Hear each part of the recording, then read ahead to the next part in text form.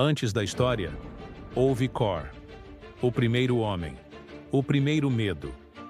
Diante do fogo, da sombra e do tempo, nascem as histórias. As histórias de Kor. Vocês acham que o fogo só destrói o que toca? Então nunca viram o que ele consome por dentro.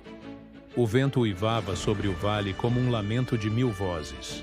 A neve caía grossa, cobrindo os corpos das caças e das árvores retorcidas. Mas no centro daquele deserto branco, havia uma chama. Kor caminhava à frente da tribo, o corpo marcado por cicatrizes e brasas antigas. Os olhos brilhavam como fogo contido, firme, mas faminto. Atrás dele, Ruum, o jovem guerreiro, carregava a lança de ossos, suando mesmo no frio cortante. Era impetuoso, destemido e perigoso. Desde o dia do último fogo, o mundo havia mudado. Os vales antes gélidos começaram a pulsar com calor oculto. As feras voltaram maiores, mais escuras, como se o gelo tivesse lhes dado outra forma. E entre elas, uma lenda voltou a ser sussurrada. A da tempestade dos ossos, o vento que trazia o rugido dos mortos. Mas nem o frio nem as lendas assustavam Kor. O que o assustava estava crescendo dentro de Ruum. Durante as noites, quando o vento silenciava, Kor via Ruum afastar-se das tendas. O jovem se ajoelhava diante da fogueira e ficava ali, imóvel, com os olhos abertos. Olhos que refletiam as chamas como se algo mais o olhasse de volta. Ele ainda não entende o fogo, disse Oma, a anciã, de voz cansada. Assim como você não entendeu quando o fogo te escolheu. Kor virou-se para ela, o rosto meio iluminado, meio engolido pela sombra. O fogo não escolhe, Oma. Ele queima o que encosta. E ainda assim, retrucou ela, você está aqui, e o mundo ainda tem luz. Talvez ele não queime, talvez purifique. Kor ficou em silêncio. Talvez ele não queime, talvez purifique. Kor ficou em silêncio. Mas no fundo, e que de alguma forma, o mesmo poder que o salvou estava agora chamando por Ruum. Na manhã seguinte, Kor reuniu o grupo. O frio havia diminuído, mas o chão tremia de tempos em tempos, como se algo imenso se movesse sob o gelo. As pegadas eram grandes demais para qualquer fera conhecida. Ruum foi o primeiro a falar. Devemos caçar. Se o monstro anda por aqui, ele ameaça as tendas. Deixe-me liderar. Kor olhou para ele, avaliando. O jovem tinha força.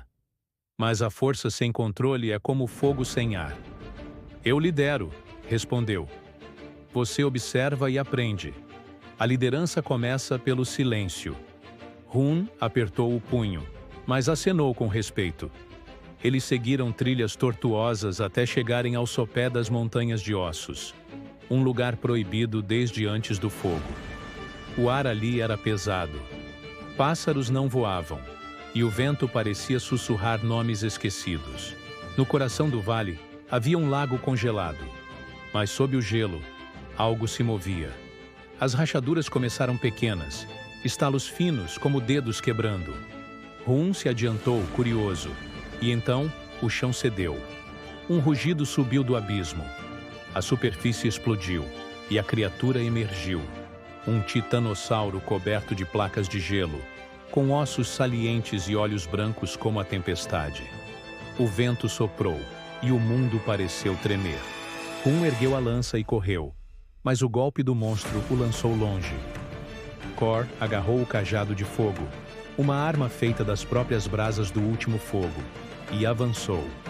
O monstro rugiu, cuspindo cristais cortantes. Cada passo fazia o chão estremecer. Mas Kor não recuou. Ele girou o cajado e o fogo se acendeu como um sol na neve.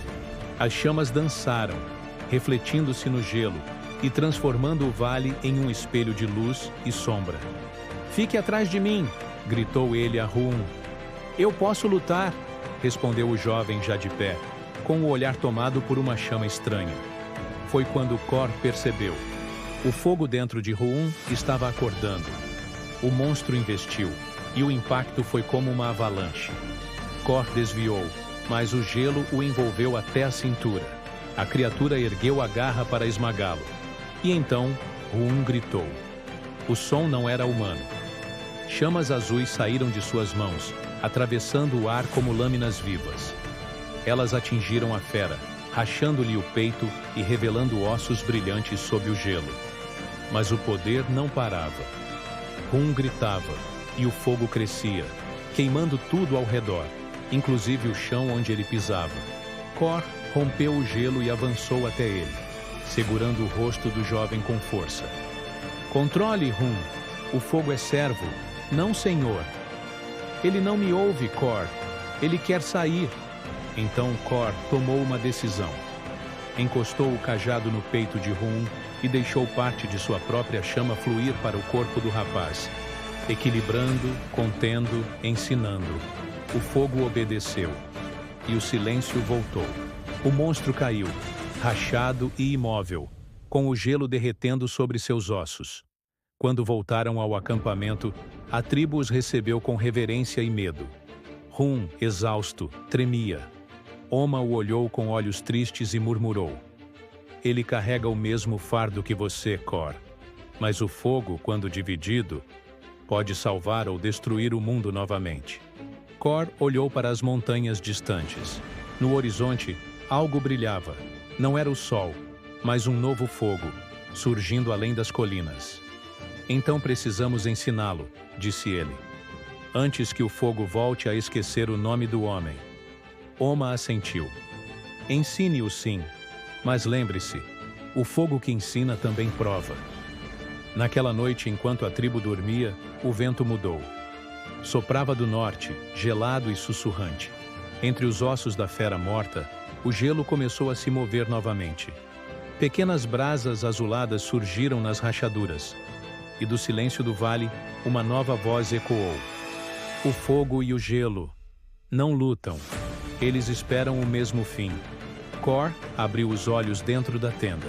Sentiu o calor no peito, o mesmo que um dia o chamou da morte.